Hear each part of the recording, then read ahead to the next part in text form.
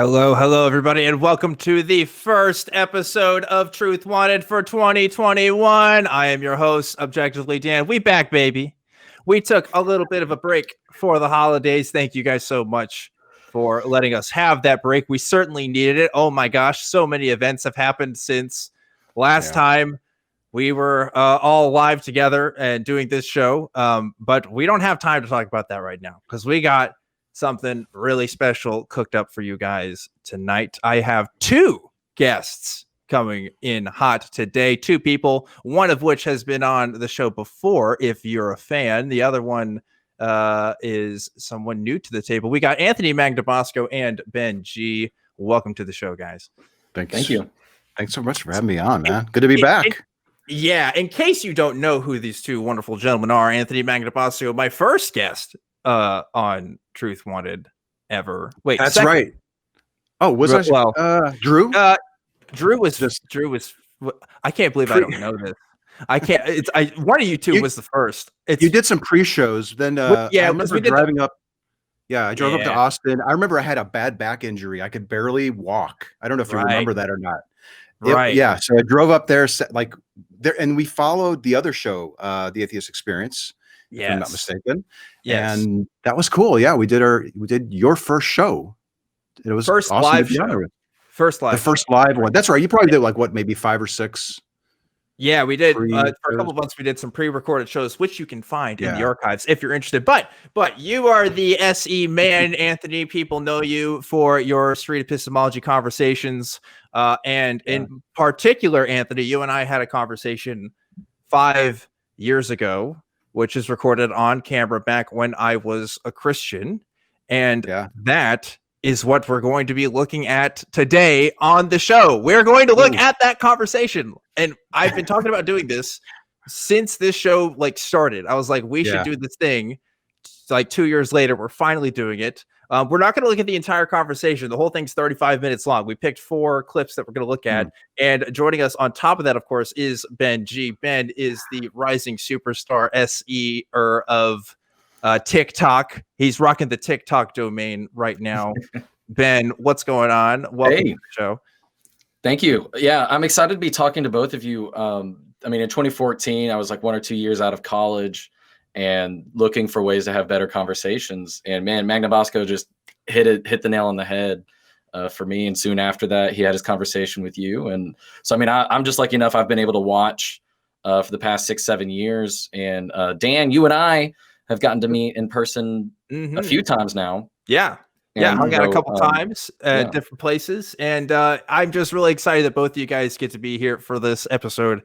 Like I said, I'm really excited. I'm probably going to cringe a lot at my old self. Some of you guys are going to look at this who are watching, who haven't seen this, and be like, that's the same person. And yes, it was the same person. See, when I watch my old videos, I cringe too, because I see so many things that I were sloppy on, or I missed an important something that maybe my conversation partner said. So it's always a little awkward for me to watch my old stuff. Even my new stuff, I still kind of cringe at it, but it's a learning thing. I'm okay to.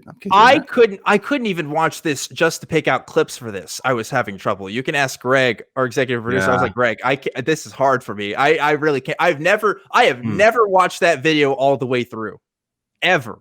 No never kidding. Have. Never. Even before we met the second time.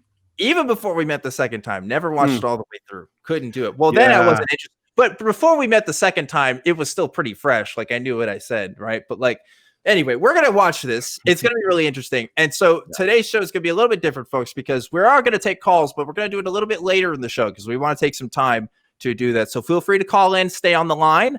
But usually I take about 20 minutes to get to calls. We're going to do it a little bit later. And before we even get to the video, we have a special announcement through a video that we're going to play for you guys right now. So check this out.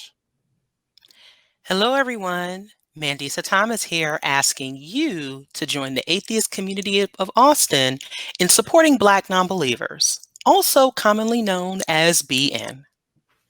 In case you aren't already familiar with us, Black Nonbelievers is a 501c3 nonprofit organization. Headquartered in the Atlanta area, we connect with other Blacks and allies who are living free of religion by providing a caring, friendly, and informative environment. Instead of accepting dogma, we determine truth and morality through reason and evidence. The mission of Black nonbelievers is to provide secular fellowship, nurture and support nonbelievers in coming out, i.e. open identification, promoting pride in the atheist/secular identities, and organizing members for a variety of events and charitable causes. Black nonbelievers welcomes all regardless of age, gender identity, sexual identity, national origin, and racial identity. 2021 will mark 10 years of us building community, increasing the representation of the Black non-religious demographic, and advocating for true religious freedom. And we need you to help us to continue and expand on our work. For more information, please visit our website at blacknonbelievers.org. Also, please do follow and subscribe to us on social media. You may find us at Facebook at Black Nonbelievers, on Instagram at B Nonbelievers Inc., Twitter at B Nonbelievers with the B and the N capitalized, and YouTube at Black Nonbelievers Inc. Finally, we hope that you will join us in person or online for our major events, including this year's 10th anniversary celebration, which will take place from January 15th through the 17th in New Orleans. You can register to attend virtually for only $5. And of course, we hope you will consider a support donation to help make this the best hybrid event of the year. We will also be hosting the 2021 Women of Color Beyond Belief Conference in Chicago in September, and BNCCon, our cruise convention, in November. All safety and social distancing guidelines will be followed. So please donate to the link provided and do continue to support the great work of the ACA. Welcome to 2021, and I hope that we all have a great year. All right, and that's our special announcement. If you're watching this show live, you can actually donate right now. If you notice above the live chat there, usually it says you can donate to the ACA. Right now it says you can donate to Black Nonbelievers. So please consider doing that if you haven't already. If you're not listening to this live, we have links for that in the description. So please check that out. Really excited that we're doing that collaboration. And hey, one of the people at that particular conference is here tonight.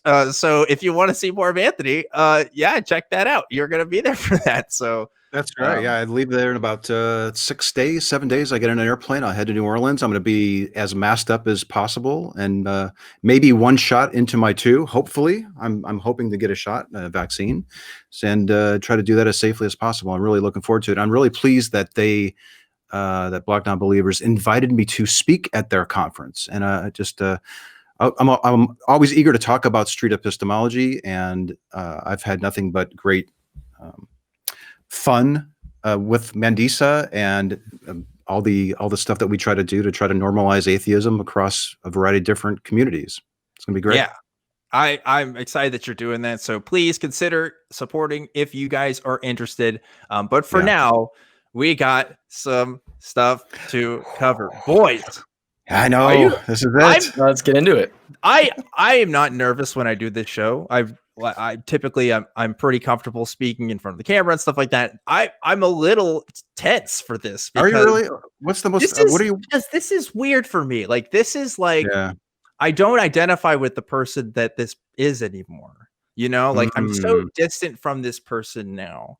And the stuff I say there is something that would never come out of my mouth ever in today. Like, but there it is. You know, that's who I was. And our conversation was really important to like who I am today in many ways. So, you know, I loved it. It was one of my favorite conversations. I don't often interview two people at the same time either. So that was a little bit more challenging for me, but I think these clips, it's going to be just more or less you and me talking, I think. Yeah. Yeah, it was a good talk. I remember having that talk, and if you look at the date that it was recorded and the date that it was uploaded, I think it was the next day. So that was like, I had more time, probably more energy, and I just thought it was a great talk. So I raced to get that out there. Yeah. So like I said, we're not going to listen to the full conversation. We got some clips selected for you guys, 4 in particular, and we're going to go ahead and roll with the first one. We're talking about some definitions here. So let's go ahead and see what I had to say about atheism in particular. How do you define an atheist? How do I define an atheist? I would say one who recognizes, I would say, because, you know, there's some people who are agnostic, and I think that's different because they're still searching. I would say an atheist is someone who is sure that there is no spiritual or religious phenomenon out there, that anything can be explained through the powers of science or like observable evidence. Okay. Just as a side note, I respectfully disagree with your definition of that, but I don't think it's relevant to this point. Okay. But you base this on faith, is that right? Yes. I would say so. Definitions. Wow, what a bunch of fucking bullshit. Really?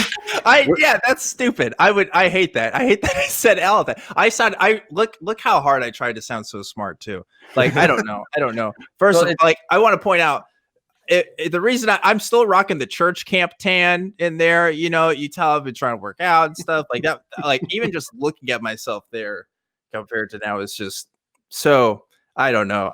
Go ahead. You guys see. I have the advantage because in that video, it's just you and the other fellow. I'm not even in the shot. I don't cut away to another shot where you can probably see me standing there, maybe in dad shorts and flip flops, and probably a tan as well, you know, and a baseball cap and all that stuff. But no, I honestly, I listened to that clip earlier today, and I thought that's not really that bad of a definition for atheist. Like, it kind of straddled the discussion about supernatural, and you talked about certainty and that type of thing. So, but it wasn't perfect, but I didn't want to battle with you about it either, because I'm not out there to battle. But I was like, okay, if I upload this video and I don't address this mistaken definition, at least, you know, my perspective, this definition of atheist, that I'd probably get some backlash, and you would probably get some backlash in the comments too if I didn't address it. So I was like, let me just acknowledge that there was an issue with that definition, but I'm not going to really dwell on it too much. Go ahead, Ben. Go ahead. Yeah, I was going to say, it's like, in that instance, you were comparing atheism with materialism, which I'm sure most people in the audience would know that, you know, atheists can have all sorts of spiritual beliefs that just don't involve a God. And so it's just like, it's interesting to watch you grow and recognize that later on. And then Anthony kind of laying the little Easter eggs for the audience that, you know, would probably catch that. I realized that was something that you did once in a while. You even used the word wager in another instance just to key us in. So as a super fan, I enjoyed catching those. I said a lot of things. I think what struck out to me in this particular clip was that I said an agnostic is someone who's still searching. How fucking presumptuous was that? I mean, like, I think that was a reflection of the attitude that just Christianity was just like the answer, you know, that it was the conclusion that people should get to, you know, and I may have been more like, it may have been more obvious in my speech there, but I think you see that a lot with people. Now, but also, that conversation also, if I remember afterwards, we talked after that, a couple years after, and I remember you saying that when I took the time to explain what I thought those words really meant, that you actually reported that was useful. So that actually ended up changing the way I became a little bit more open to sharing my perspective, and perhaps even gently correcting people on certain things that seem kind of like obviously mistaken, especially because of the audience watching and that type of thing. But so, like, you've grown from that video, but I've grown also. It's helped me improve and be more comfortable pushing back a little bit when somebody says something that just isn't quite right. You know, not only for the benefit of the audience, but for the person that I'm speaking with. And it sounded like after the fact, when we talked, that explanation of how I saw those two words was actually helpful to you. Yeah, no, definitely. Your explanation of like your understanding was pretty groundbreaking in the sense that I had never heard anybody say that out loud or say that that was kind of their understanding. What was the big thing? The big thing was like the differentiation between atheist and agnostic, like how those are really two separate words. So what we're talking about here for people who haven't seen the whole clip, because we didn't actually play this part, but right afterwards, I had asked about your definition of these words, and you were kind of hesitant to kind of give me that. What do you mean by that word? Yeah. Right. Which is something that we talk about when we talk about SE conversations is how much do we talk about our own kind of beliefs and how useful is that? And to be honest, I still don't know the answer to that question. And my original take when doing SE was, try to keep yourself away from it as possible. But looking at our conversation, that seemed to not be the case necessarily. I think that was a shocking thing for me, is that it actually seemed to propel the conversation forward, because I did reveal my position and give an explanation for it. I think it ended up opening you up more to the discussion that we were having, which completely flew in the face of everything that I was told. And I was purposely intending to keep myself out of it, because I don't want to influence my conversation partners. However, when you upload videos where you're demurring on questions that you're asked directly, it could seem like you're holding something back and being deceptive and manipulative. But so it's like trying to find that right balance of, revealing your position, but not to the point where you're swaying anybody. Because I don't want to. This isn't a persuasion technique from my point of view. It's a revealing technique. It's to help you reveal how you came to your certainty that this is true. So I'm sort of a purist in that regard, but that was one of those keystone or milestone conversations for myself where, it caused me to rethink the way that I was going about doing SE. So if you have that good foundation of a working conversational relationship with that person, you can kind of say, here's my understanding of this word, and here's how I've heard people use it. That way you're revealing your understanding, not necessarily that you think that the other person's using it wrong. You could even frame it as a question, like, what would you think about a person who used the word this way? Might you agree with that? Or, how else could we use that? Yeah. But that foundation of just being on a good page, on the same page, and not being argumentative as you do that. I think as I was doing SE more and more, you become more confident with how you can explain your position in a way that it's not going to cause people generally to become defensive. So it was great. It was great all around. I'm glad that conversation happened for a variety of reasons. I wouldn't be here if we hadn't had it. Yeah, for sure. And I want to go ahead and get to the next clip. I didn't say this earlier for those who are wondering and interested, but I'm turning 25 this weekend on Sunday. I was 19 when we had this conversation. This was 5 years ago.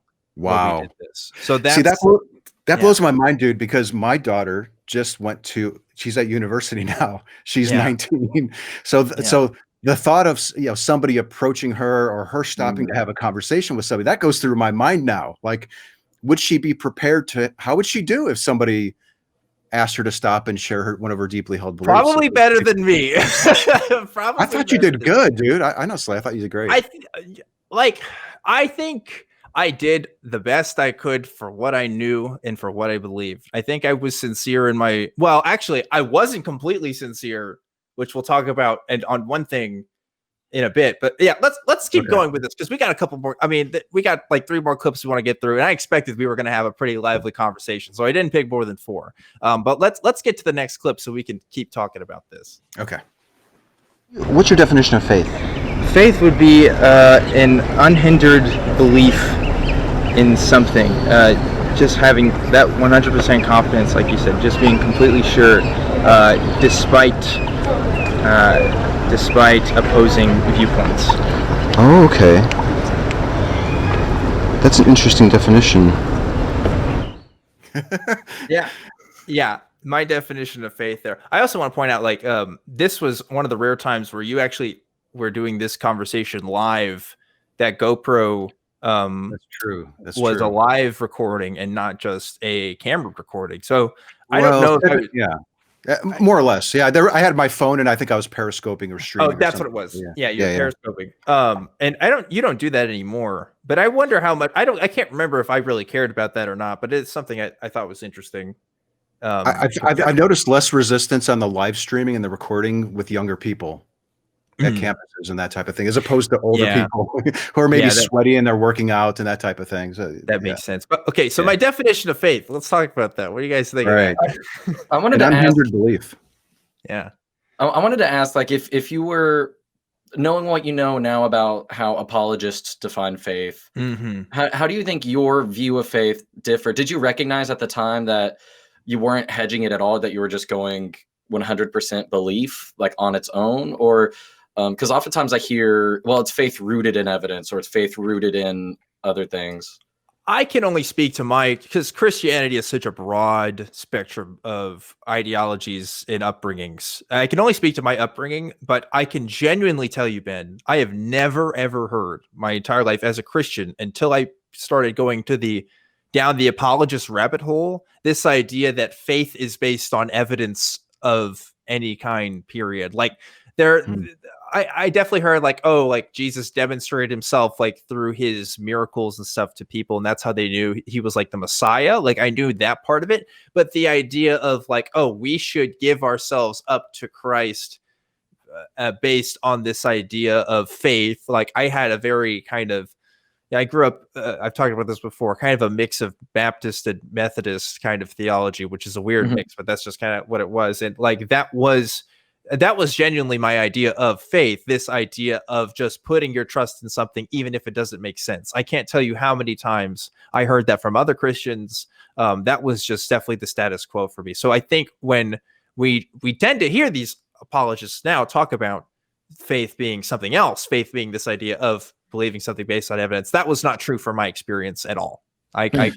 Yeah. And I think at the end of the clip, I said something like, oh, that's an interesting definition.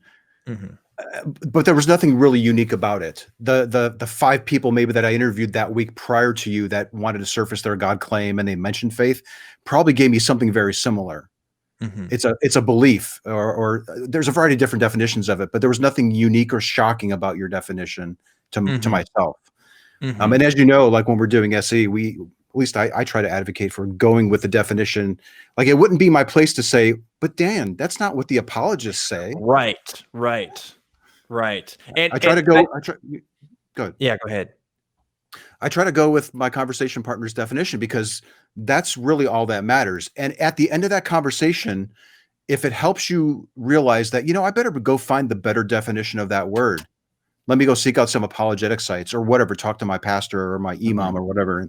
In that case, that's completely fine. But what's important is, my definition isn't important when I'm having these talks. It's yours. Absolutely. Because you're the one that has the belief. You're the one that is somehow justified that this is true. So I was ready to roll with it. And I think I jotted it down, and then I jotted down the other fellow's definition too. And that's a good point, because as you start to realize that maybe your definition is lacking, I remember going down that rabbit hole of searching for answers, and just every single answer that I found, I was just like, there are some real issues, because you can look up each little part or each definition that you have or each belief that you have and find criticisms of it online.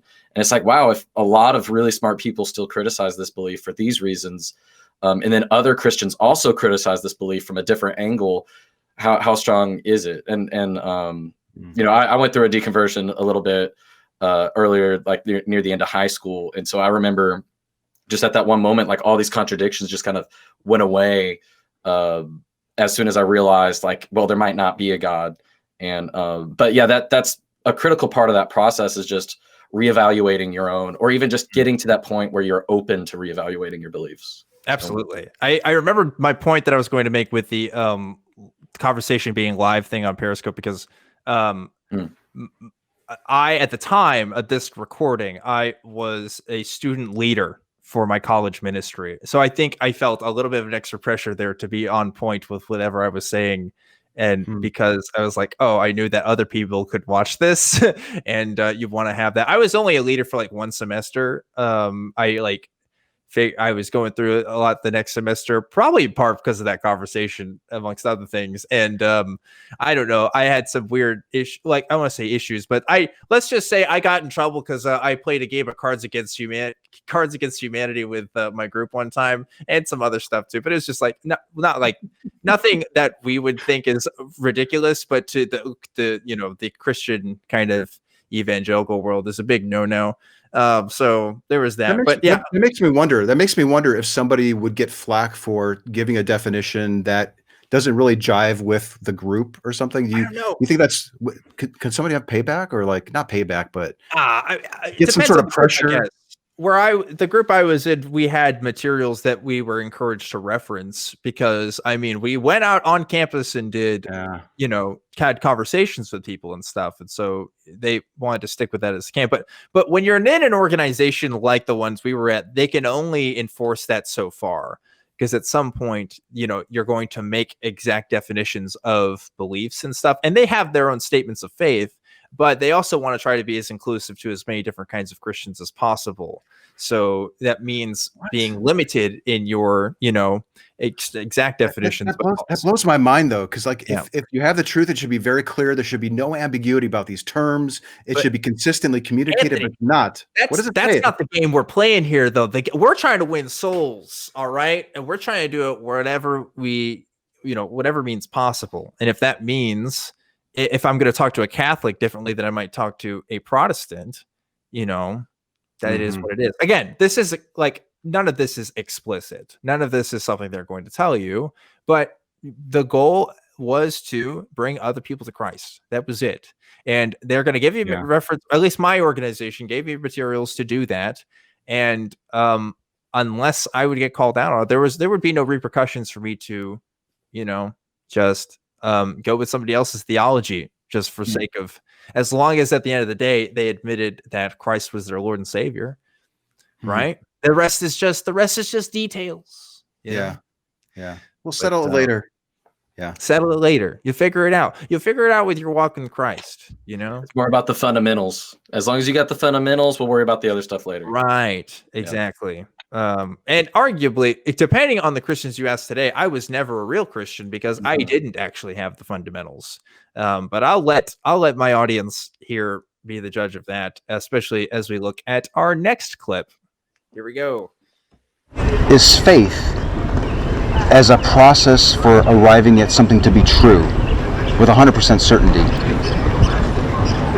the most reliable way to get to that point?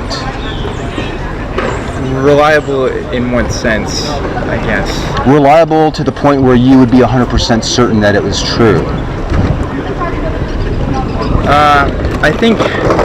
I guess the best way to put it is, faith is such a personal thing. So it's going to be different for everybody. If it's 100% true to you, then I think you have every right to believe that. Because ultimately, there's only so much we can do to prove the existence of God or of any religion, really. Hey, did you get it back? Okay. True to you, Dan? True to me. Dan going subjective. Faith relativism, baby. Wow. I saw your friend kind of, if you watch the clip again, and I hope everybody takes the time to go back and watch the full video. Your friend kind of gives you this look. He's kind of like, yeah, okay. Like he kind of looks at Maybe I wasn't a real Christian. Maybe I wasn't. Maybe this is something that other Christians would disagree on, because I mean, I did see faith. I still think it's true that religious beliefs are personal, but I would disagree with myself now in saying that, well, that doesn't mean that they're not left up for observation. You were asking me, I think, in that moment, what about my beliefs are, observational to the point of like, how can I be confident in the certainty of my beliefs? Yeah. I think I was focused on the reliability of your method, which I think you had identified probably obliquely as calling it faith. And that's how you could say you're 100% sure. It's been a while since I've actually watched the whole thing too. So I don't remember. But when you think about it, you gave a subjective definition of faith, and that's often how theists are really using it. Because you can use faith in a subjective way to make it true to you. But because I think largely view truth objectively today, or you probably do, I would imagine, that it becomes a little bit shocking to hear a theist say it. But honestly, when you talk to a lot of theists, that's often how they're using faith. It's a very personal decision, and it's this trust that I've decided to put into this claim, and now I'm so sure that it's true. In most of my conversations with Christians, excluding the ones with apologists, I have found this to be the case. Like, the underlying assumption is faith is kind of this thing that you really can't touch, that it's just kind of, something that's there. It's something that they can believe. And you just kind of know. You just kind of know whether it's personal experience or, usually it is personal experience. For me, it was personal experience. But like, I think it's true for all, like, I don't want to be broad and say the majority because I don't know that, but it's got to be a lot. Like, it's got to be at least, I don't know, a third, a fourth, right? Like, it just just based on my upbringing, and I don't know, I guess I'm using a personal experience argument, right? But at the same time, like, I was in this world, and like, that's what I saw. I obviously came to this conclusion somehow, right? Like, I obviously that came from something. So yeah, I think that was a reflection of the culture that I was brought up, at least. But Christians will disagree on that. They'll say, oh no, faith is something we can know, certainty through historical evidences and something like that. But that wasn't me. That wasn't how I viewed my own Christianity. So it's kind of like one of those things you just grow up knowing. It's like, I know my ABCs. It was taught to me from birth. My parents use the ABCs every day, and it works. Like, I can spell words now, and I can do this and this. You do kind of the same thing with faith. It's just like, everybody around me believes it. When I pray for certain things and I talk to my community who all also believes this, certain things happen. And where people kind of fall off the train, according to religious communities, it's going to be more because you didn't do things a certain way, or that there's all sorts of different reasons. But it is something that you just grow up with, and you grow up knowing that it's true, just like the ABCs or math or anything else. However, I think you also grow up being told that it's virtuous to employ faith or to have faith. Yes, it's a noble thing to do. It's not something to shy away from. You embrace it. You're told that you should take these things on faith, and you're directed to stories in the book where it talks about how faith comes into play. So it doesn't have the stigma that it probably should, but most people don't, I think, realize it until they're questioned on it respectfully to explore with them. Right. I was definitely taught this idea that faith is like one of the most important things to have. It's important, like not just important for your relationship with God or whatever, but like for your own like moral compass, even, like, because my understanding of Christianity was that of a moral philosophy as well as a belief system. Like, I did not fully understand how someone could be good without being a Christian. Like, those concepts were so intermingled together for me.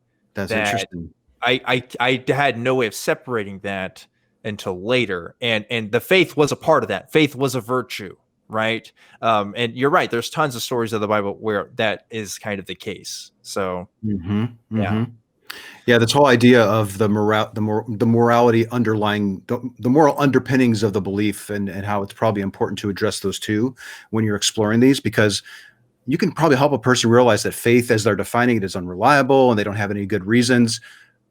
But there's that last component that I'm good because I think that this is true. And if I don't think that it's true, how can I be good? You really have to address that.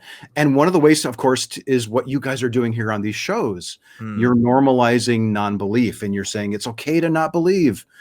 And if we can destigmatize, if we can let people see that you can still be good without a God, all that other stuff, as we see how fragile it is in these type of SE conversations, that's a really big one. And if we can overcome that, and we have hordes of people just politely engaging with others using this approach, we're going to make huge inroads. We will do it. It's just a matter of getting people aware of it and comfortable doing this. Yeah. And I mean, all three of us are here because we feel like we understand the deep implications of having these kinds of conversations. Just saying, how do you know that?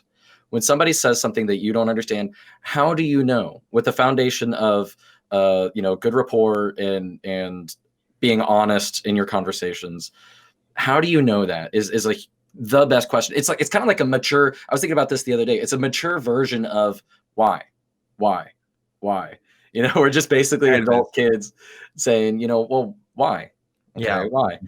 And I mean, it's the most important thing. And if the recent events over the past few weeks have taught us anything, whether it's, your uncle believes a conspiracy theory and they're willing to die for it or kill for it or, incite violence for it. I mean, these kinds of questions are paramount to civilization in a way on the grander scale. and even if not questioning somebody is going to lead to the road to radicalization towards violence or something, right? Like let's say Anthony never talked to me, and I don't know whether I would have been an atheist sooner or later based on that conversation, but it was I consider it a stepping stone for my path, at least. I could be stuck in something that isn't giving me a full life satisfaction because I didn't have somebody that challenged me to question that because I couldn't have come to those conclusions on my own. And so some people, when we talk about SC, the criticism is, oh, you why are you bothering people? Just leave them alone. And like you're saying, Ben, if the last 2 weeks haven't shown anything, it's people are going to believe things whether we like it or not, and they're going to act on those beliefs whether we like it or not. So I'd rather preemptively challenge people on what I think at least is important to know, right? Than to just let it alone. And like I said, let faith just be this personal thing, because beliefs inform actions. And that is going to either help or hurt people at the end of the day. So I'm glad that we're having these conversations, and I'm quite proud. Proud that we have the privilege to do what we do. So on that note, I'd like to go to the next clip here, last one that we're going to talk about tonight. Are you looking for something spiritual? Because most people, they don't go on live streams doing stuff like right. So I know. Why is he doing this? What's his motivations? Yeah, so there's a lot of things there, and I'm losing my train of thought.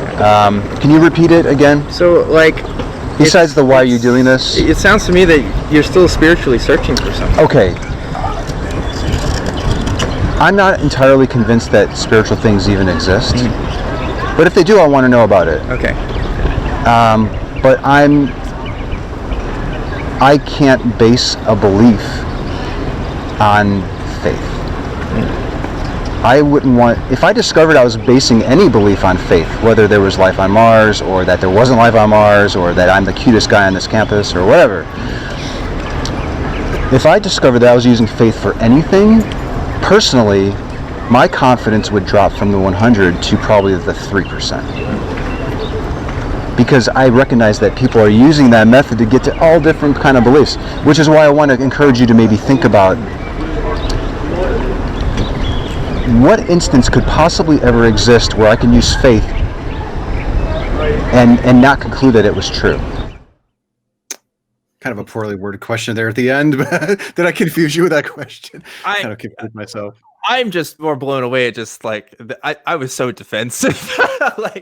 Really? Oh, you could just so tell. I was gonna say, you started getting thoughtful. You had your hand at your chin, and you were trying to hide. You were trying to hide it. You had it just underneath, and then you put your hands together in front of you. And I think that's probably what you're feeling there. I never had a conversation like that before.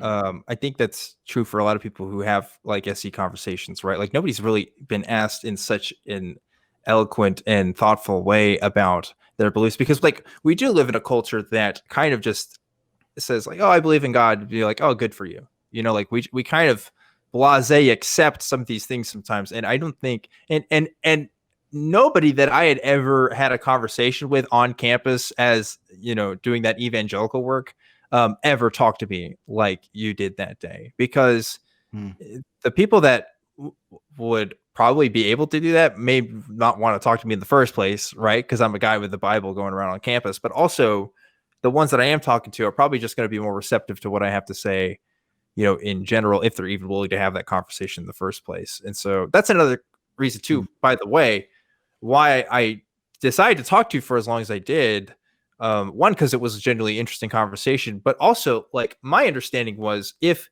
we're gonna like talk to people, like if this thing is real, then we should be able to hold up to, the questions that were asked and stuff, and we should be able to hold up to scrutiny there.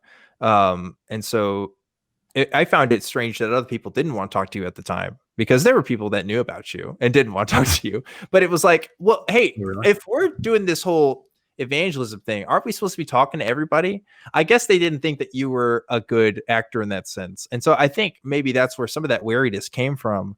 But I don't know. Like, it's like, it's I think I talked to, there were several students from religious groups on campus that I would talk to. I don't know if they were there. You were part of, we probably don't even need to mention their name, but you were one of many that I've talked to. And I don't know if I ever really got the sense until later that people were being advised to not talk to me or warning people about me. That was kind of new. I didn't really get that impression until a little bit later.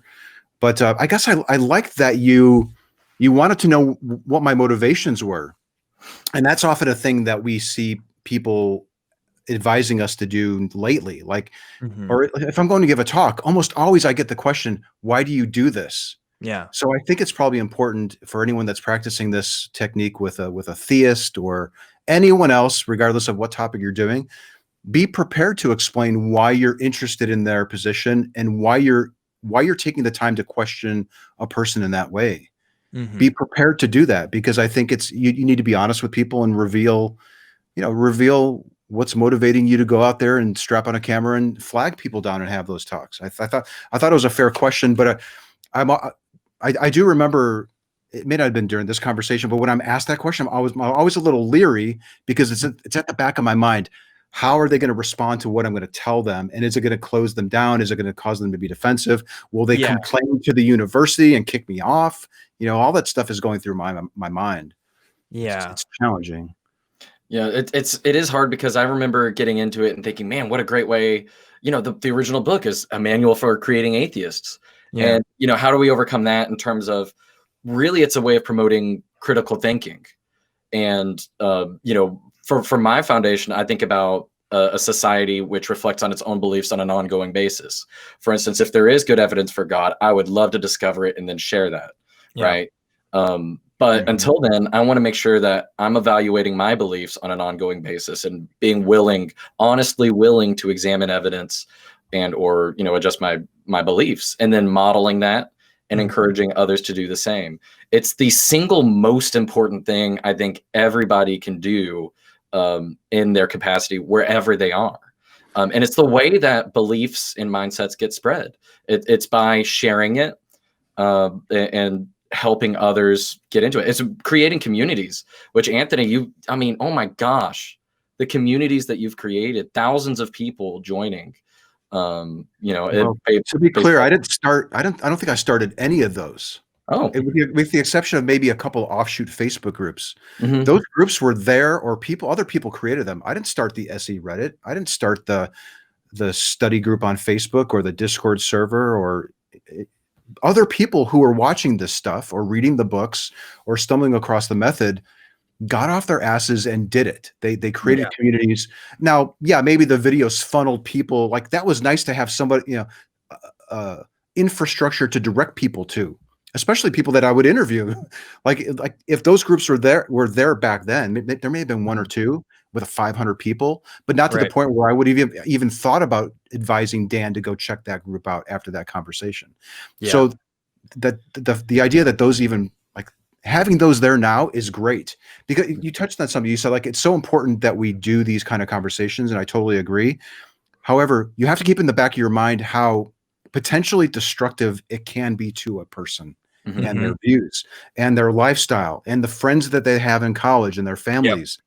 So that was, when you have enough conversations with people and they reach out to you and they start sharing the difficulties that they are now encountering because of those conversations that you've had, that's when it really starts dawning on you, like, okay, we need to be really careful about this approach and make sure that we're baking in an ethical spin on this whole thing. Yep. You're wielding a very sharp sword. Like Yeah. you can't be reckless with it. Having those communities out there, having groups like the ACA or Recovering from Religion, those are all great things to have as a practitioner and somebody like trying to promote this. It makes me more comfortable promoting it when I know that there's all that other infrastructure out there to catch people. Yeah, I walked into college as a Christian. I walked out of college as an atheist. And, you know, that had consequences on my mental health, on my social health. You know, I don't hang out with the same group of people that I used to anymore, you know, and everybody around me that knew about this, because eventually, you know, this conversation and this story got out, you know, that just changed everything for me. And of course, you know, I might be an exception to that because I was public about, you know, me coming out and saying, oh, this is how I am now. But like, I'm not the only person that's had their mind changed from SE conversations. And you can find in lots of these Facebook groups and stuff that we're talking about that other people have definitely changed their minds on this stuff. And when you asked me, we didn't have the clip of this, if I was 100% confident in my beliefs and I said yes, or you asked me how confident I was on a scale from 1 to 100 and I said 100%, and it turns out I wasn't. And that has consequences when you figure that out too. So I do try to think about this, because it's not just well, you're wrong and here's why, bye, see you later, have fun with your life. It's like, what do you do now? Because there wasn't a group there was a group at that particular campus, but like, I didn't know the ins and outs of these kinds of communities. I didn't know who to talk to. I didn't know who to trust, to be honest with you. And they can be harsh. Like if you're going in and you're just questioning, sometimes the college groups, you know, depending on who's in there and what kind of frame of mind they are, they can be pretty, you know, cold and prickly potentially. And so you don't know if you're going to feel comfortable there. Yeah. Yeah. And I didn't identify with these people either. I mean, I grew up my whole life as a Christian. Suddenly I'm hanging out with these atheists, and atheists particularly have a lot of different political values than most of a lot of Christians do, right? Like that's a shock to the system too. And each to adopt those beliefs, those take separate kind of deconstructions that I was all kind of experiencing through college, as a lot of people do during that time of their lives. But it was a shock to the system in the sense that I had to change everything, not just a couple beliefs here and there, but really just the way I thought about how I was going to live the rest of my life. And I wish people talked about that more when we have these conversations, because that's what's so powerful. That's what's so powerful about your story, is that we, you know, we saw you as a Christian, we see you now as an atheist and an activist at that. Yeah. And I think it's good for people to see that. But I never got the sense that you sugarcoated the difficulties that came with it. Like this really, I think, you know, it wasn't that easy for you, you know, and I think at the expense of you, to a certain extent, we are benefiting from watching your journey out. And that was something, you know, I always thought like, hey, it could be kind of neat to like encounter somebody and we can actually see how they went end to end. And in a sense, we're kind of getting that with you. Yeah. Now it's of course one visual data point. There's lots of other people out there that I've talked to who have made similar journeys out. But it personalizes SE, which is great because I think SE is such a personal approach. Yeah. So it's just been really nice to. Yeah, like it was really cool. Like the very start of that video, like I think I asked somebody, "Can you stop?" and they said no, and then I asked you, and you said yes. If that other person had just said yes, I would have been busy interviewing them. Yep, and it was nice how that worked out. And here we are. And to that point, like every conversation we have with people matters, right? Even just the random Twitter fights people get into and stuff. Like that stuff's probably going to be less consequential than maybe in-person conversations in general, right? But you still never know. I don't think, Anthony, you thought that you would ever have a conversation with me like this, or even ever see me again. Oh, like this? No. And then you reached out 2 years later. We met again. We did an interview, and then we went out to lunch. And I think you said, like, you know, what did you say? Something like, was that really more for me or more for your audience? I'm like, well, honestly, it was really more for the audience to see this kind of approach. But you know, I'm tickled that that you're handling it so maturely, you know, and you're really kind of laying yourself out there, and everyone's watching. You know, you're not under a microscope, I don't think. I hope you don't feel that way. But it's been it's been good for SE to see that journey out. It's that lunch was also interesting. I mean, it was good. It was neat to like talk to somebody. And then you were like, but now I want to get into activism. I want to do something about it. Like you had this energy too. And you were talking about like, maybe I can do something with the ACA or answer phones. I'm like, oh, that'd be good. I can introduce you to a few people. Yeah. But then I was like, okay, well, how much involvement do I want to get in here? I don't want to like mold somebody to be this activist. It's like, Dan, you can reach out to me if you need me, but just, go do your thing. I'll try to help you if I can. It was kind of tough to be honest. Like, what do I do with this guy? Kind of. Yeah. It was going through my mind. I don't know. It's been incredible. I figured it out, I guess, but You figured it out. Part of the reason why I even do this is I genuinely don't want anybody to go through what I had to go through in just the loneliness and just the sense of shame that I felt going through all that. I mean, just doubting a sincerely held belief that I had for the entirety of my life is one of the truly one of the hardest things I've ever had to do. And I imagine it's going to be harder for other people. And people are going through this right now. I imagine this year people have deconstructed a lot of their beliefs about how they feel about society and politics and just probably maybe their own faith in things. I don't know. But my thing now is like, how do we handle those conversations from here? How do we help people, from going down lonely roads where they don't have to feel alone, but they don't have to be the only one thinking about these things. I didn't know about the ACA. I didn't know about other organizations doing their thing because it wasn't presented to me as an option. And I want to try to give people those options now because, man, it sucked. It was really bad for a while. But, hey, starting from the bottom. There's even more options today, too. Yeah. Like, look at what Ben's doing on freaking TikTok. He's reaching a lot of people. It up. Younger people, and he's presenting these complicated concepts very quickly with music, and he's entertaining. It's awesome. I love seeing it. Yeah. Well, we have some calls that we should probably get to, guys. I'm really glad that we got to do that. You guys didn't see those that weren't on the actual rendezvous call, but the first clip, I couldn't even look at the camera. I can't even look at this right now. It's so weird for me, but I'm really glad we had this conversation. We've been talking about doing this for a long time. And so, yeah, those of you guys who've ever wondered about my story, how I even started doing this, that's it right here.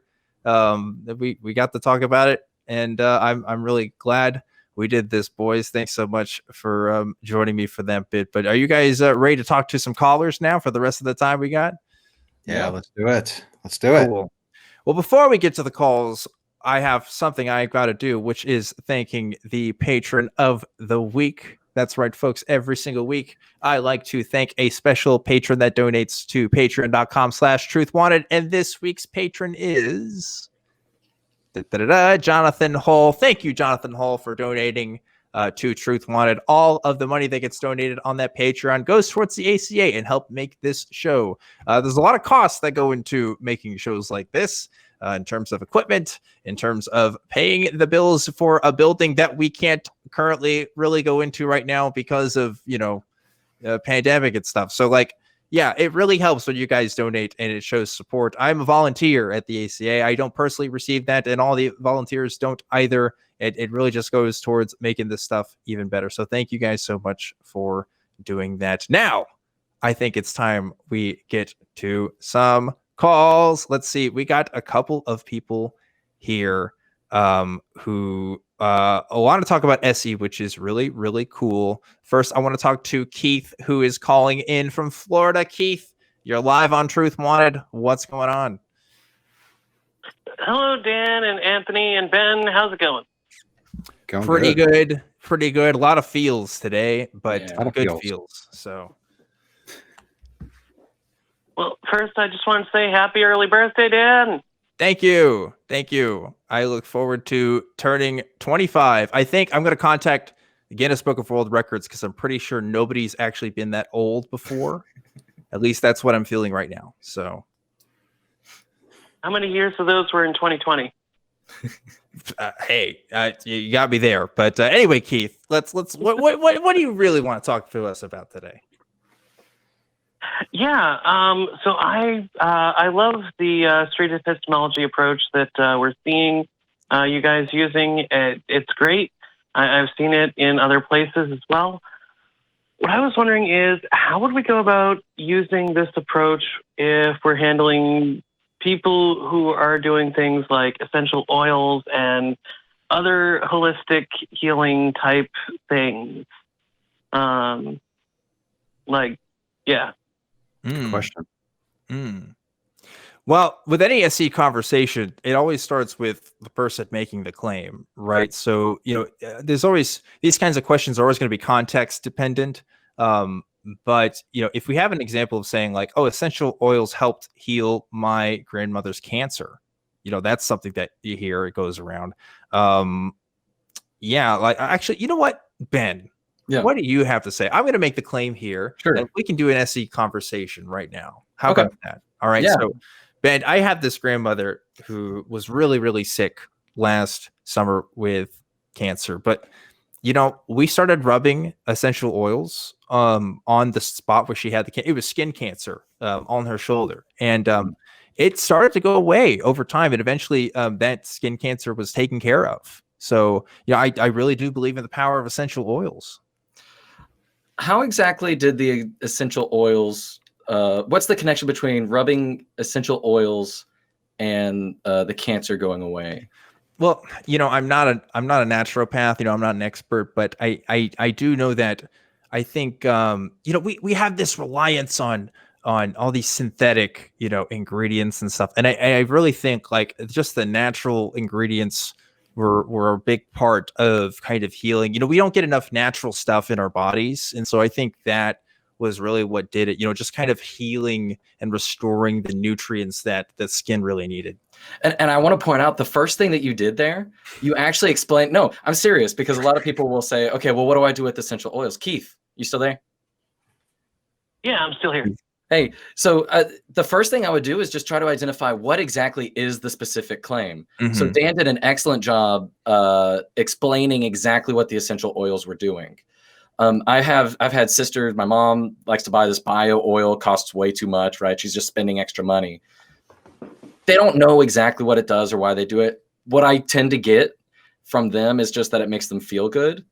And if I get to the point where they're recognizing maybe that they're spending a little bit of extra money, that's basically where I've gotten to it.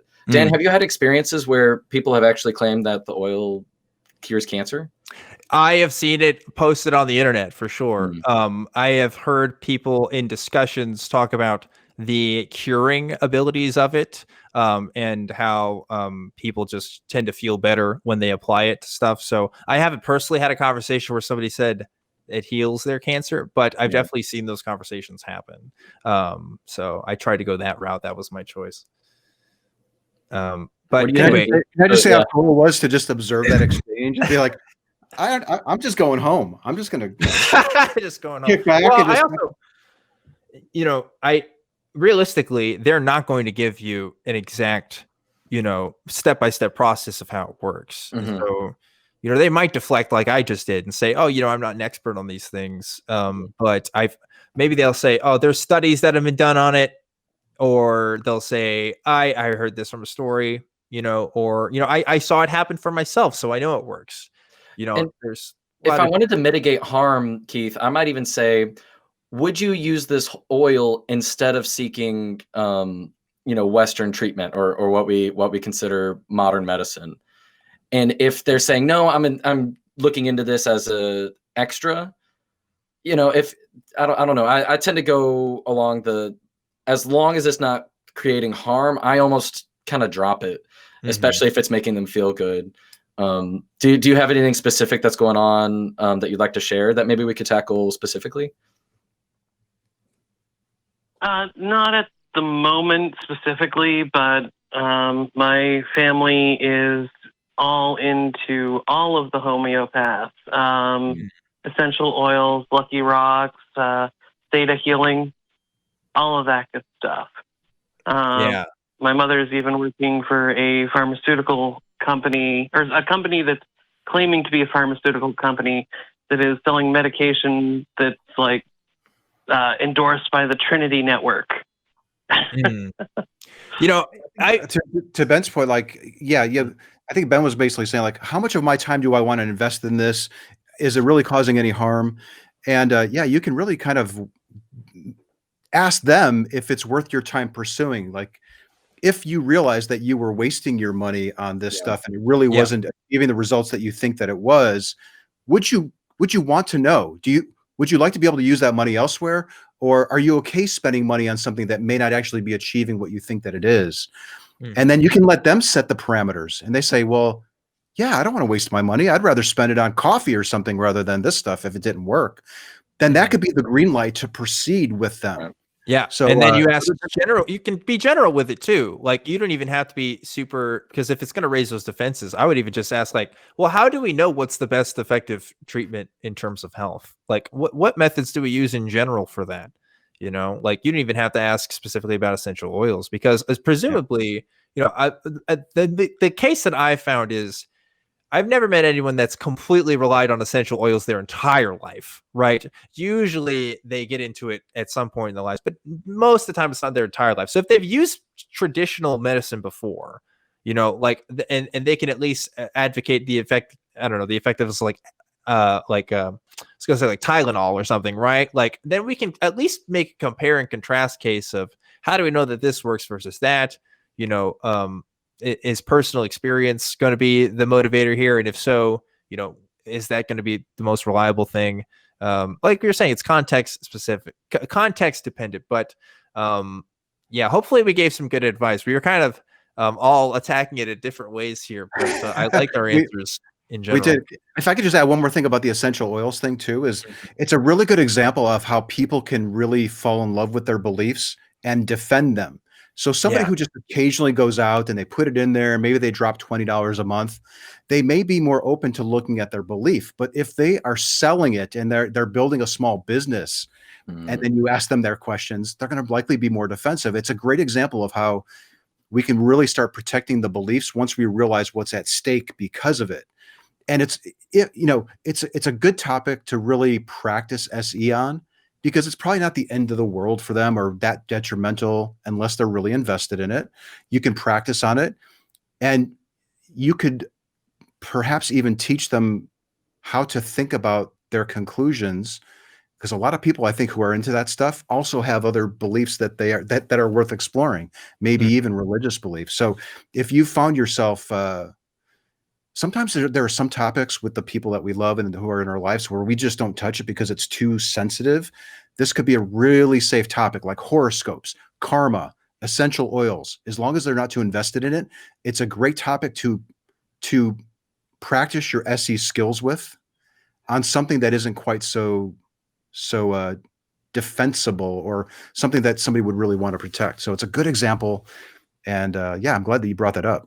Yeah, for sure. We got some other calls that we need to get to now, but Keith, I want to say thanks so much for calling in. I hope we gave you some good advice here, and look forward to hearing from you again soon. We have two other callers on the line that I want to get to before the end of the show. So both of you guys stick on, because we're some chatty fellows, and I think that we're going to fill up plenty of time with these next two conversations, especially with this next topic. Because this is Carpe Diem calling in from Colorado with some pretty interesting thoughts. So Carpe Diem, you're live on Truth Wanted. What's up? Hold on a second. Let me get out of my Bluetooth here. I want to make sure you guys can hear me well. Hello, can you guys hear me? We can hear you just fine, Carpe. Welcome back to Truth Wanted. What's going on? Hi. So first of all, I love SE. I'm a part of the SE server on Discord, so shout out. And I really think everybody that's interested in SE should join up, because it's a really good way to practice it and also see it in practice outside of the YouTube videos. And we often give feedback on the spot, so I just wanted to give a shout out for that. So Anthony said something earlier that kind of, I guess I took a little bit of issue with, which is that it's not really a persuasion strategy.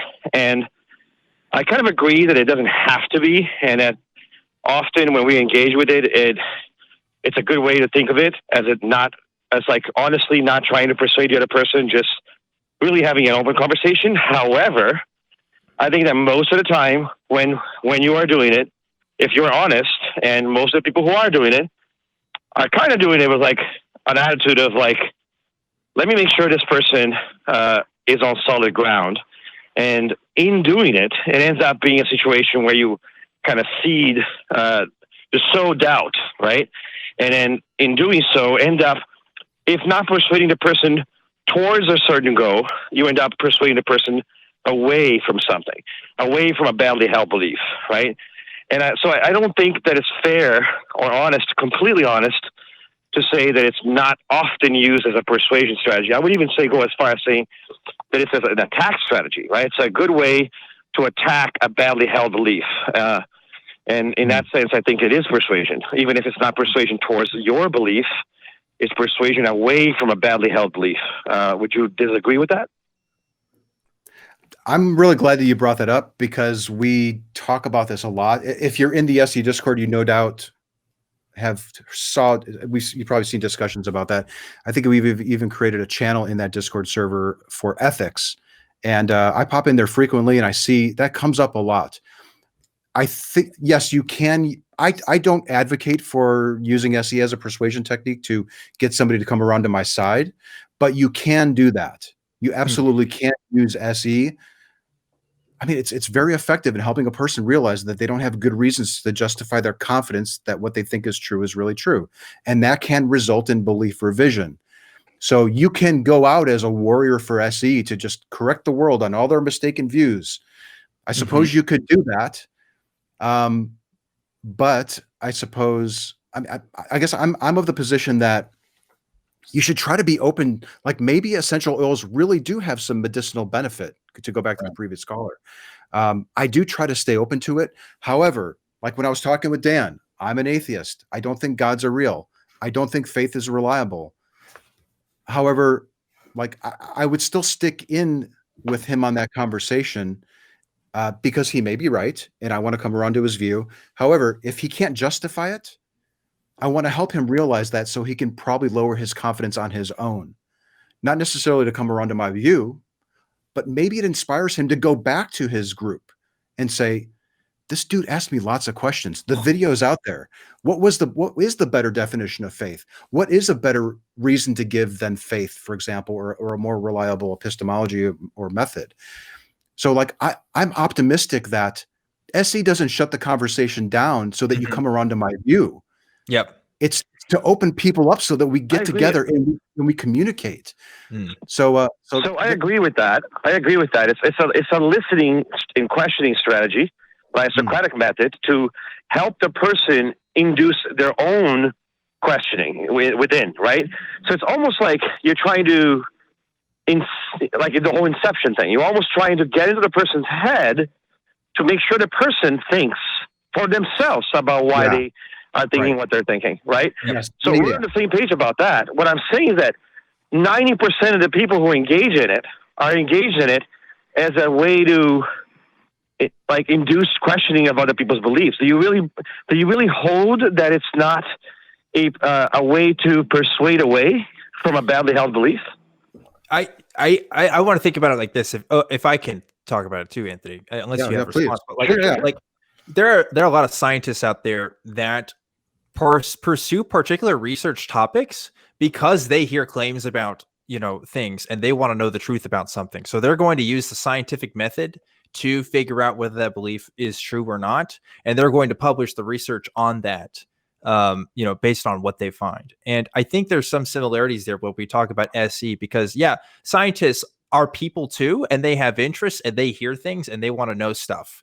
And so they kind of like a scientist, we're using this method to figure out the truth claims of other people and what they're saying. Can you use it for an agenda? I don't know. Can you use the scientific method for an agenda if it discovers something true? I mean, potentially there are people that, pay off different scientific groups to put up different publishings and stuff. And of course, like we're people who practice this method, so we have our own reasons as to why we might employ it in one particular conversation or another. But if the method is truly objective, if the method can truly be used by anybody, regardless of their belief, in any particular deity or not even that, any kind of claim, then I don't think it's bad to think about it as something that you can use, period. Like a strategy implies that there's an agenda. We're using SE to fulfill an agenda. And if I try to think that my agenda is to figure out the truth, but, some people might not believe me when I say that. And I don't know. If I may interject, typically I try to set my agenda as. Yeah. Go ahead. Oh, I'm sorry. Go ahead, Carpe, because I want to hear Ben's thoughts. No. I want to hear from them as well. Go ahead, Ben. You go first. Yeah. Sure. I was going to say, I typically set we're also nice here. For people who do SE, yeah. You go. I typically try to set my agenda as understanding how a person came to a belief. Yeah. I typically don't come at it from a point of view of my goal is to lower their confidence. And I had to evolve on that. I think originally I got into it because maybe I was thinking that way, but then I adjusted to, if I can understand how they came to that belief, and we go on that journey together, I think that's much more productive because then they are thinking about it the same way I am. We're on the same page and we both potentially grow out of that. And at the end of the day, if I don't change my position, at least I've learned how they come to their view. Yeah. I think I think we are in agreement. So I agree that that's the right attitude. Let me talk to this person and see if I can be convinced. Let me talk to this person and see if they can convince themselves. So I'm right there with you. What I'm saying is, while that might be the message we might want to send, that if you watch SC videos online, a lot of them have the flavor of, here, you're wrong about this, and you're being convinced by yourself that you're wrong about this kind of scenario. Most of the people who are even involved in it may, after the fact, feel as if they were persuaded, even if they weren't, if the intention wasn't to persuade them per se. So I'm just going to say, like, it's a persuasive tool, even if you don't realize it. So I guess what I'm trying to say, it's an attack tool. It's a tool designed. It's a tool designed to attack a belief, right? To make sure the belief is held well. You want to attack Would you agree with that? If I to go back to my metaphor, if I'm using the scientific method to prove my point, does that say something about the flaws of the scientific method, or am I speaking to the valuableness of the method itself to make a statement about something? Right? Like, I that's how I tend to think about it, because, okay, I'm not too hot on essential oils, so I'm going to use scientific arguments against that because that's what's convincing to me. And I think people are convinced by the SE method. But like Anthony's saying, like Ben's saying, I think people can equally be convinced by this, and you don't necessarily have to have an agenda to even think about it like that, I guess. But you do have to value the method. You do have to think that it's useful and reliable in some ways. I think it's a little interesting too that we're actually trying a little persuasion here too. Like we're trying to justify our position and maybe you persuade somebody who thinks that it's persuasion that it's really not or something. But there's a couple things that I've noticed. Like I'll engage with a lot of theists who say, "You don't believe in God? Oh, here's this book that you should read that will convince you." It's being offered to me to persuade me to come around to their view. And I have to always tell people, please don't give me what you think I'll find convincing. I want to understand how you became convinced. Yeah. And by that, it shifts from persuasion to take me through your process. Now, the end result may be them realizing, oh shit, I can't justify this view to myself. And boop, the light bulb goes off, the seed is planted, the journey begins, and then the communities like us are out there, if it's a God belief or something. Right. That I think is the difference. And the other thing too is we're not saying, hey, atheists, we've got this great tool just for us to use with theists. I want theists to learn it as well so that they can use it with me, because ultimately I think it's a process of elimination of identifying unreliable epistemologies and bad reasons, so we can set those aside and we can look and see what's left for the both of us, all of us.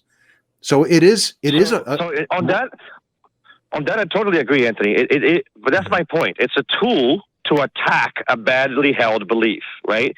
So what I'm saying is that you are trying to make sure the person themselves feels well about like, can I justify where I stand on, right?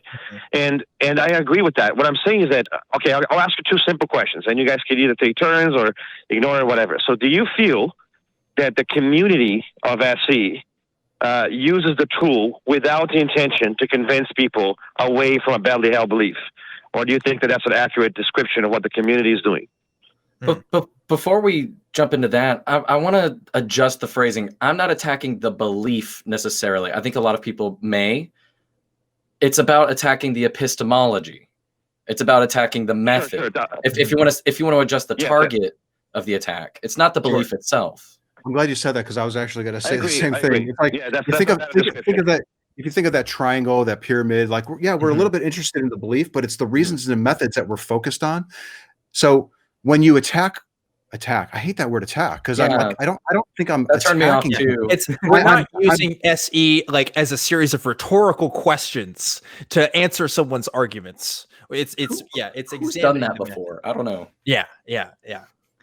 But you'll have to. So I guess my language is because even the attitude is meant as a passive attitude of like, I want to understand why you understand. So using the word attack might seem like the wrong word, but I guess what I'm trying to say is, like, you're forcing someone to defend themselves on what they believe, and in doing so, you may shift their confidence in their belief. So in a way, it's an attack because you're forcing them to be defensive. That's all I meant. But my hope would be that anybody not the best forcing them to be defensive. The last thing I would want is my conversation partner to be defensive, and I would say I'm suggesting maybe targeting would be better than attack. Like, but we're not targeting the belief. We're targeting the reasons and methods which have implications for the belief. Like, the belief can tumble. My confidence that the belief is factually true is really at stake. But it's not the target. It could be the result of targeting reasons and methods. But I can see how when you watch videos and you see theists, like, well, Dan's a great example.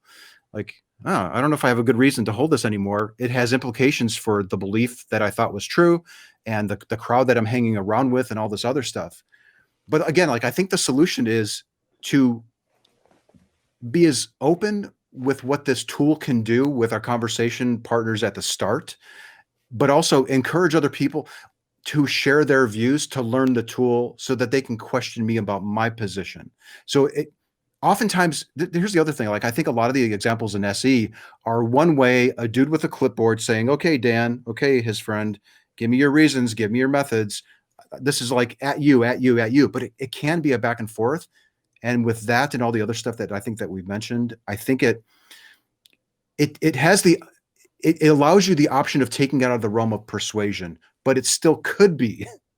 Let's be, this is a tool. Anyone could pick it up and say, I'm intentionally going to go out and speak with this demographic to help them see that they don't have good reasons and methods for their belief. And it has implications for their confidence in their claim. Yep. And it's murky.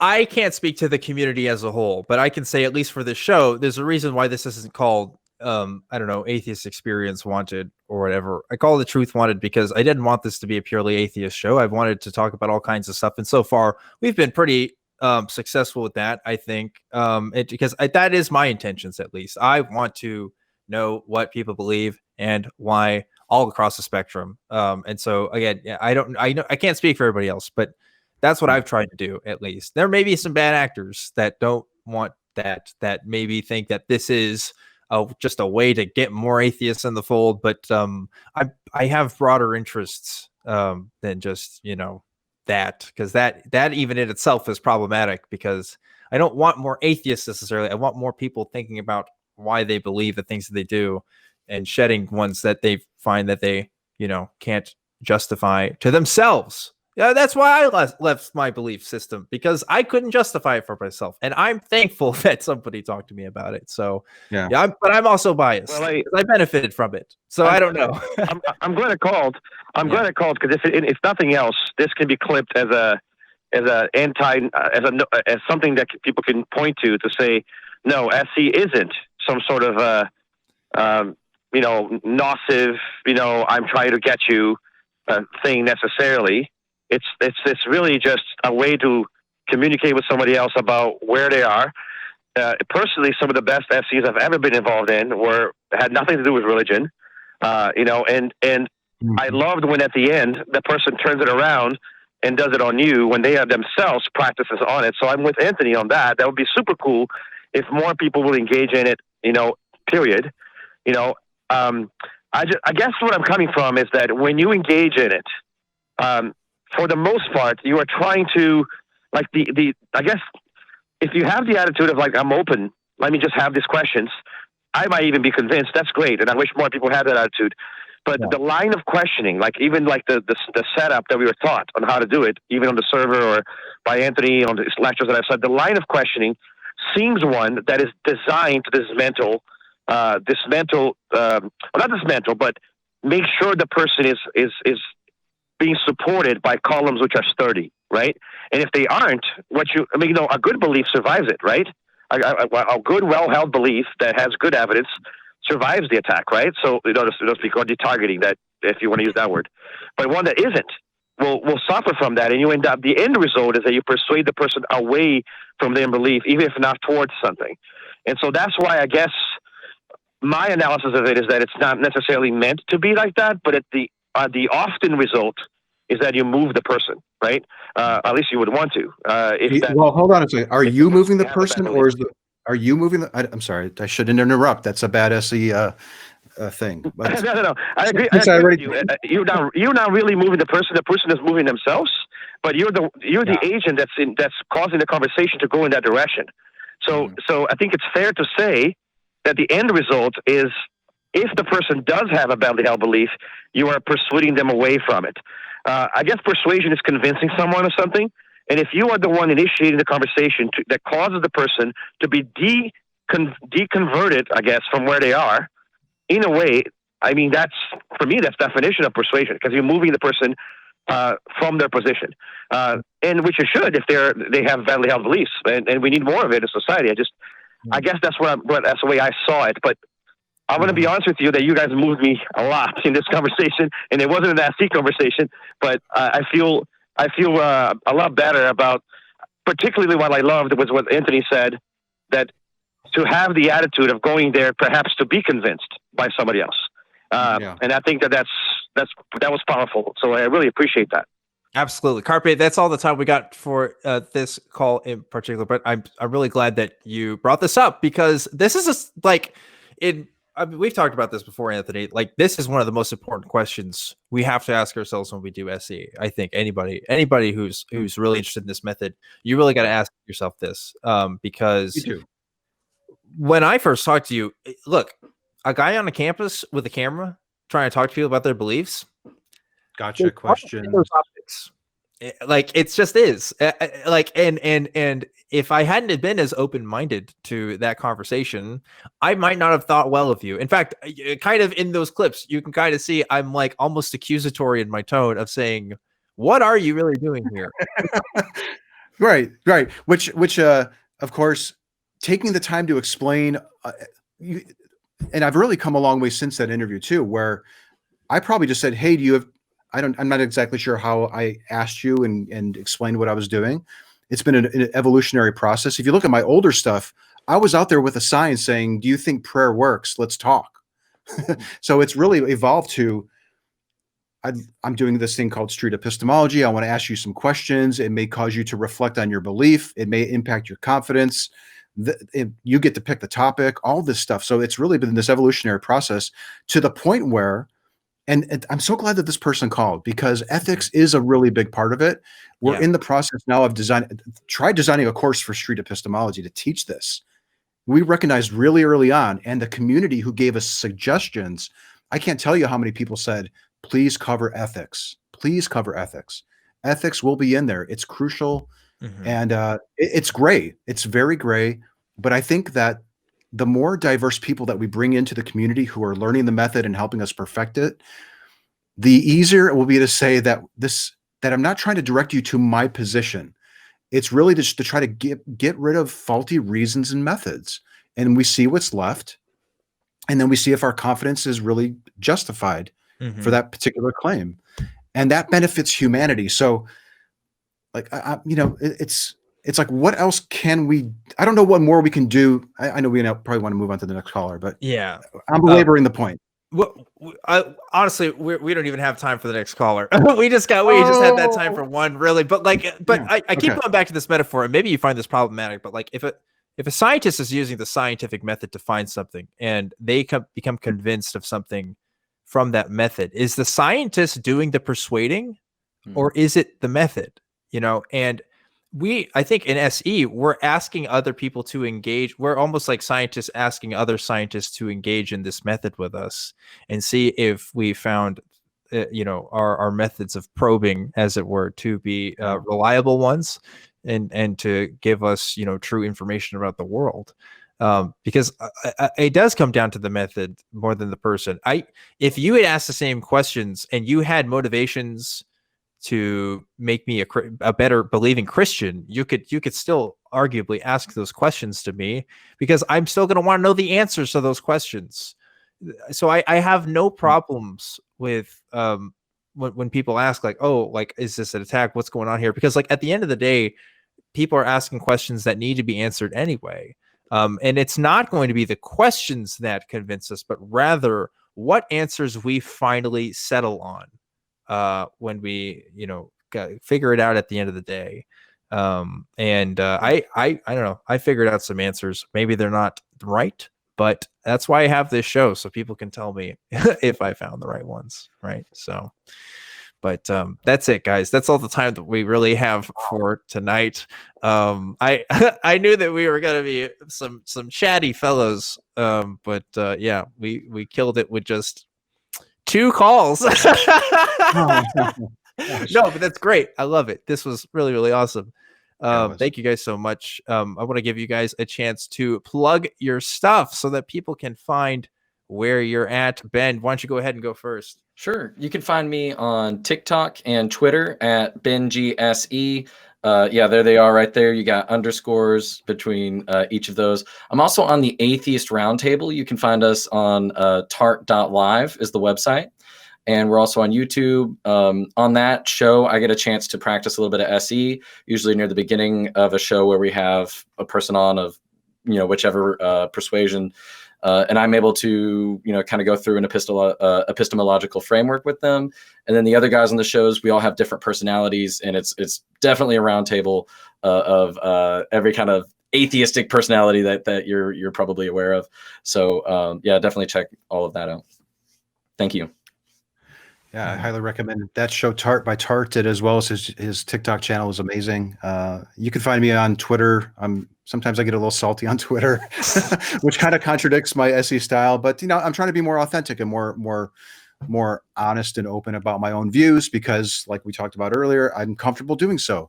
But yeah, if you want to learn about street epistemology, head to streetepistemology.com. You'll find links to resources, communities. There's blog posts. It's really a great first place to start if you want to learn anything about this method. But the best thing, I think, is really just watching a couple of videos, watching shows like Dan's, and then practicing it, getting comfortable to the point where you start nibble at it a little bit. Ask a couple of questions. It's not that hard once you learn to take your ego out of it and focus on the person that you're speaking with. And thank you so much for having me on, Dan. It's been a real treat. I mean, this blows my mind to see almost like this multi-generational thing going on with SE.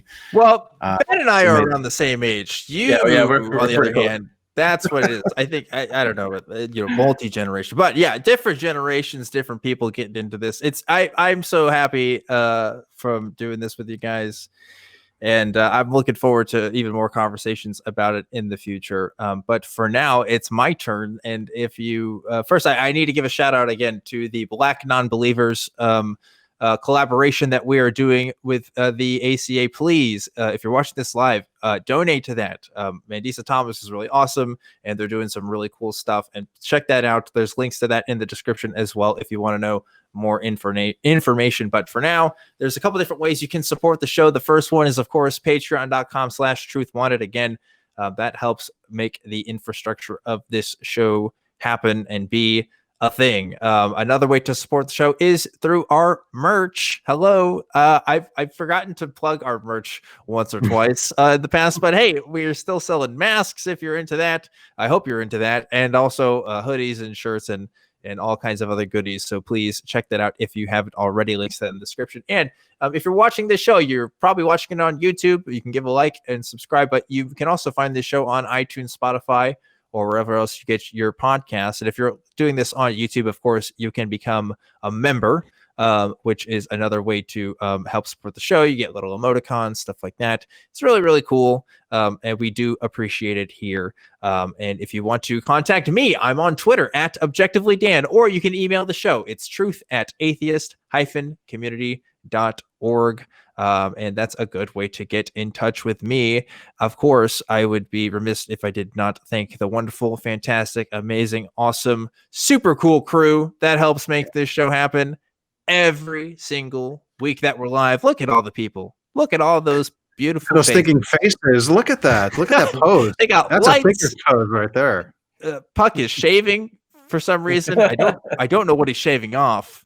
There's not a lot there. But hey, you gotta do what you gotta do. Guys, Ben, Anthony, thanks again so much for being on. Any last comments before we wrap it up at the end of the night? Oh, I should say, by the way, don't tune out just yet, because we got the Discord conversation happening on the after show. So if you really like this, stick around. We're gonna go on Discord. We're gonna talk to you guys. So stay tuned to that. But anyway, last thoughts, guys. What do you think? Oh, I guess I'll go. It blows my mind, like to see where we started and now where we're at, and then think of where we're going. And it's fulfilling. It's really fulfilling to be a part of something that seems to be having a really positive impact on people. And it's not perfect. There's wrinkles that we need to iron out, but I think we have enough dedicated people and concerned people to try to make that happen. And so thank you very much for having me on your show, Dan. And y'all are amazing. Thank you so much for having me on. I'm so happy that I've gotten to watch both of you grow from a distance, and it's really heartwarming to be joining you guys on the show and begin making content out there, and hopefully people benefit from it. So it's really good work you guys are doing. Excellent. Thank you guys so much. This was great. And thank you, listeners, for watching this show. Remember to, I say listeners and then watching the show, because whatever, you can do both. Remember to always keep wanting the truth, and I will see you next time.